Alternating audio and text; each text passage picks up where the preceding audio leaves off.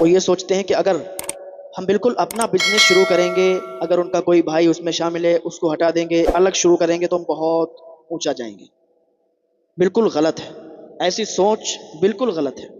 اگر آپ کا بھائی اور آپ اگر کوئی بزنس ساتھ میں شروع کیے ہوئے ہیں اور ساتھ میں کام کر رہے ہیں، دیکھو ایسا ہے، جب سب لوگ ساتھ میں مل کر کام کرتے ہیں نا، سب بھائی، تو وہ بہت اونچے لیول کا کام ہو جاتا ہے۔ اور اگر بٹوارا ہو جاتا ہے، سب اپنا اپنا الگ الگ کرنے لگتے ہیں، تو پھر وہ ٹوٹ کے بکھر جاتے ہیں۔ اگر کوئی بزنس ساتھ میں ہو رہا ہے تو وہ بہت اونچائی پکڑ جاتا ہے، بہت اونچے لیول کا ہو جاتا ہے۔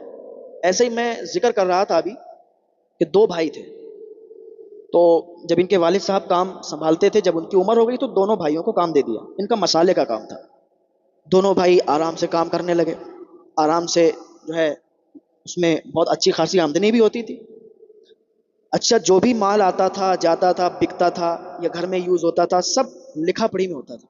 اور سب سے مین چیز یہی ہے کہ آپ ہر کام، جو بھی آپ کام کر رہے ہیں، اور اس میں اگر کوئی آپ کا پارٹنر ہے یا آپ اکیلے بھی کوئی کام کر رہے ہیں، سب سے مین چیز ہوتی ہے کہ ہر چیز آپ لکھت میں رکھیں، تاکہ کبھی بھی آپ کو ضرورت پڑ سکتی ہے۔ ہر چیز آپ کے لکھت میں ہوگی تو سب سے بہتر ہے وہ آپ کے لیے، کسی کو بھی دکھا سکتے ہیں کہ وہ ایسا ایسا۔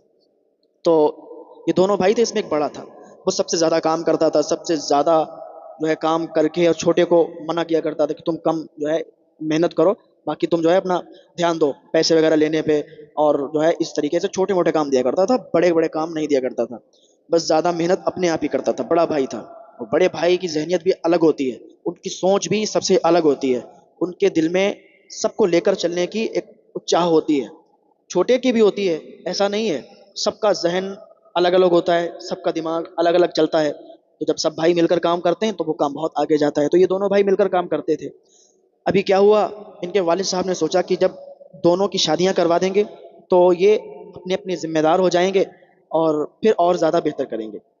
تو دونوں کی شادیاں کروا دی۔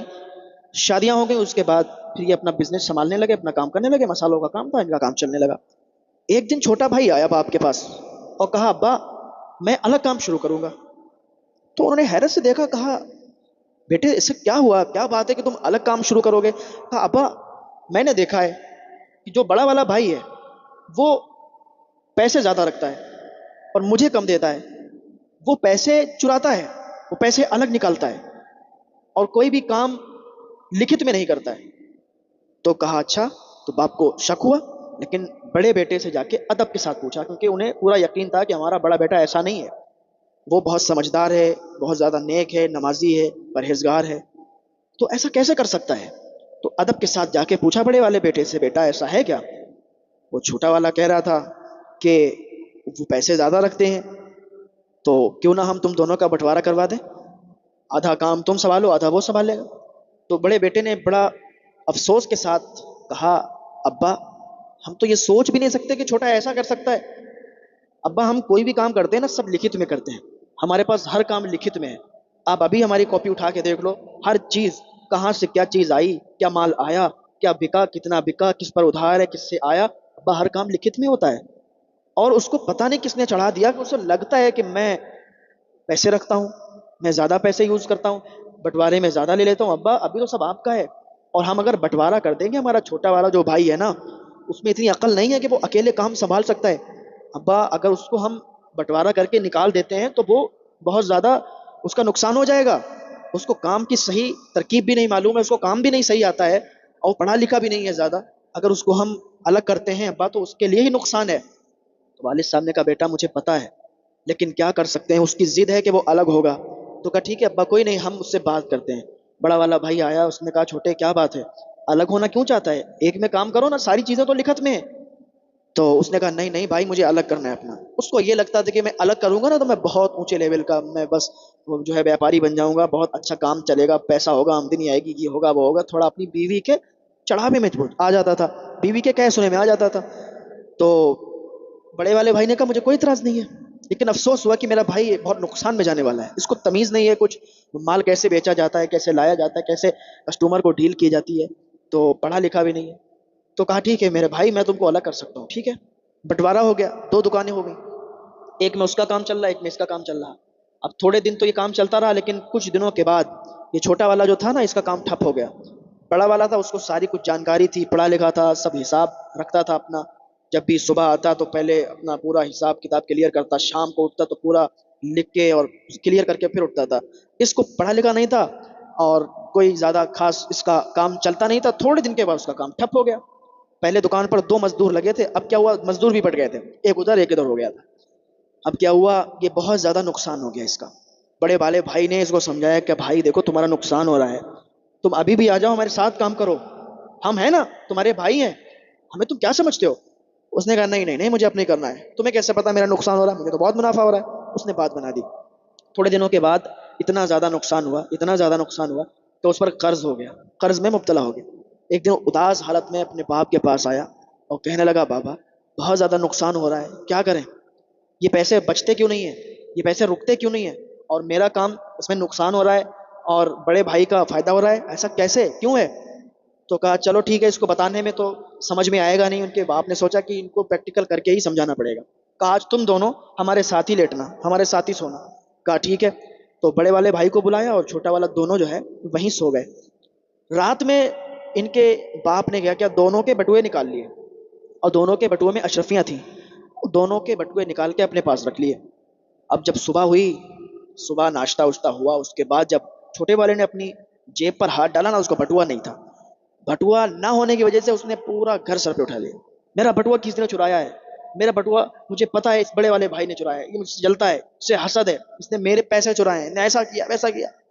والد صاحب بالکل خاموش، بڑا والا بھائی بالکل خاموش. تو کہا والد صاحب نے کہ تم اتنا کیوں چلا رہے ہو، اگر تمہارا بٹوا چرایا ہے یا لیا ہے کسی نے تو ہم تینوں کے علاوہ کوئی اور تو تھا نہیں، تو یا تو میں نے لیا ہوگا یا تو اس نے لیا ہوگا. تمہارا بٹوا، تمہارے پیسے ہیں تو گھر میں ہی، کہیں باہر تو نہیں گئے. کہ نہیں نہیں نہیں، مجھے میرا بٹوا چاہیے، یا تو آپ نے چرایا ہے تو اس نے چرایا ہے، مجھے آپ لوگ پر شک تھا اس لیے آپ نے یہاں پر مجھے نکالا تھا، ہمارے پیسے آپ لوگ چرانا چاہتے تھے، آپ لوگ ملے ہوئے ہو، ایسی ویسی انہیں باتیں سنا دی. اب کیا ہوا، ان کے باپ نے بڑے والے سے پوچھا، کہا تمہارا بھی تو بٹوا چوری ہوا ہے. اس نے اپنی جیب پر ہاتھ ڈالا.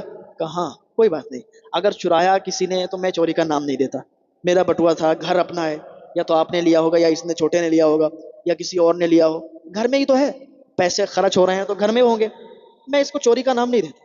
تو اس کے باپ نے کہا دیکھو تم دونوں میں یہی فرق ہے، یہ اپنی قیمتی چیز جانے پر صبر کرتا ہے اور تم اپنی قیمتی چیز جانے پر صبر نہیں کرتے.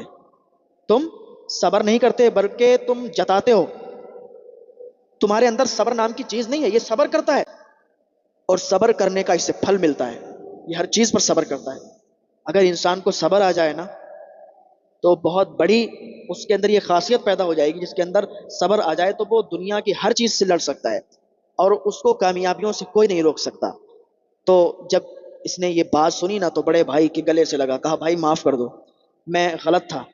تو بڑے والے بھائی نے معاف کیا، کہا بھائی میں تجھے کبھی غلط سمجھا ہی نہیں، میں تو تمہیں ہر وقت یہی کہتا تھا کہ تم آؤ ہمارے ساتھ کام کرو. کہا تمہارا جو گھٹا ہو رہی تھی، تمہارا مال نہیں بک رہا تھا اور تمہیں ایسا لگ رہا تھا کہ ہمارا مال بک رہا ہے، ہمیں منافع ہو رہا ہے، ذرا اپنے جو مزدور تم نے لگایا اس کو بلا کے پوچھو نا. جب مزدور بلایا گیا تو کہا پوچھو.